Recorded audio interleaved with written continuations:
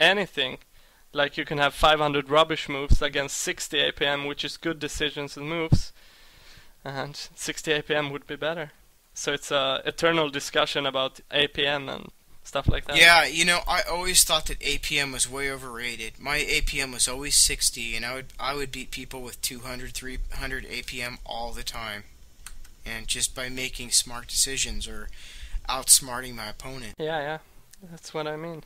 But doesn't really matter that much, but the higher you can handle, the better. yeah, absolutely. And by handle, I mean, doing it good.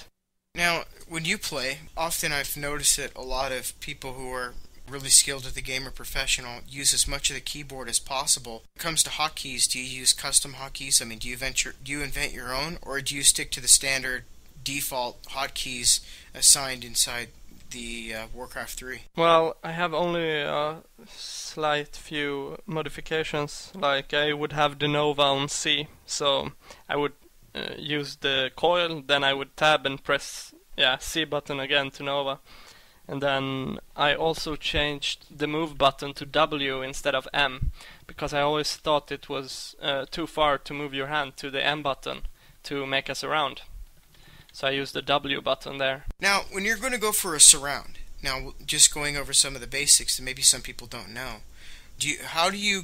what is the actual motion? Okay, say a hero is running from you and you have ghouls and a Death Knight and you're looking for the surround. I mean, are you using the M button? Are you also using the stop and move at the same time? What would you do typically? Well, I would right click to run after him. Maybe I would select a unit that is already in front of the unit I want to surround and try to block him a bit, so his movement speed gets lower, so my units will catch up. But normally I don't have to do this because I would have Frenzy Ghouls and Boots of Speed Aura against not Boots of Speed Aura. Hell yeah. And then I would just see at the situation when I see that my units are in a good position, and then I would just start spamming the move button on the unit. Okay, so you would click move and then click the hero. Now say you're going for a unit block, like you're trying to slow a running hero down with a ghoul. Are you just right clicking in front of the hero in a diagonal motion to try and predict his path of running, or are you actually using the move and stop key and spamming both? I'm doing, as you said, first. I'm right clicking the diagonal motion. Yeah, I find that actually... I haven't really used the stop key so much. Yeah, I was told by somebody else that using the stop key and spamming the move key at the same time is a good way to do it too. But, Oh, nice. yeah, that's not too bad. That was actually Grubby who told me that one, I believe. But the hell with him.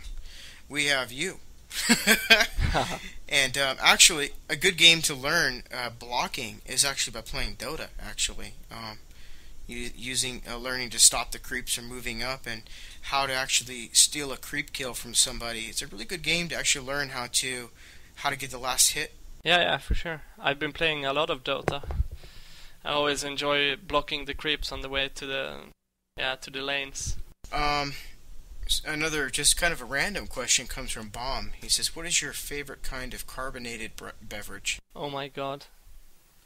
Carbonated beverage? I don't even know what that is, to be honest. On a carbonated beverage like soda or okay, like a soft drink. I don't really drink much of those. I always drink water, but if I had to pick, I would say cola then. Coca-Cola. Yeah, that's my favorite. I don't really drink anything.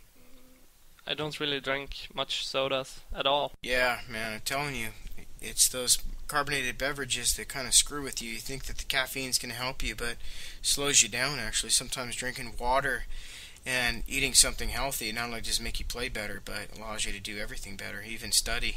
Yeah, we always drank water at tournaments. We would have lots of water with us. It always helps the concentration to be hydrated. Most definitely. Let's see here. I think we got a few other questions in here. Let's see here. Oh, here's a good one. Like, how about your family? What do they think of your pro gaming career when you're traveling out of the country and attending all these tournaments? Were they very supportive?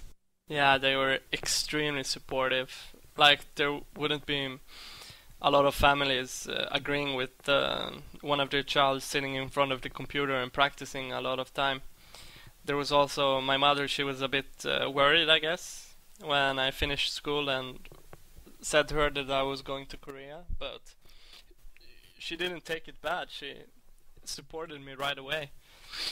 So it also helps a lot if you have a supportive family when you want to pursue a career in pro gaming.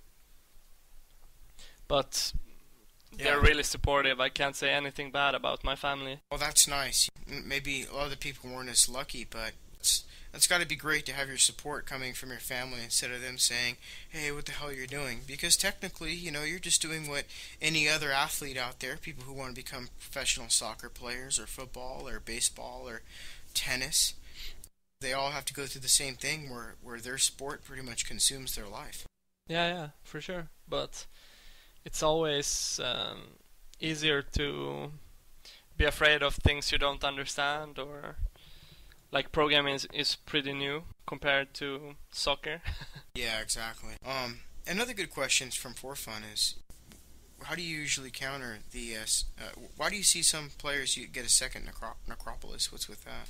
Okay, it depends where they get it. Like on Equile, they could get a second necropolis right beneath their base at their expansion. Then it's not so much more expensive than a ziggurat. It has a lot of hit points. It doesn't cost any lumber, and you can always build towers there to prepare for an expansion, for example. You could always build. Let's talk Equile again.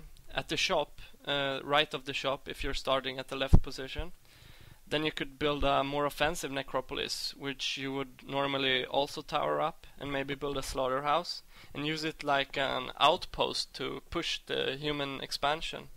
Also versus Night Elf, but then versus Night Elf is more likely that you use a defensive necropolis which you would later expand on. Oh, that's very interesting. And have you found, like, what was the turning point for you in your career in which you decided to kind of hang it up? You're kind of like, okay, I've done what I can do here, and I think it's time to move on to something else.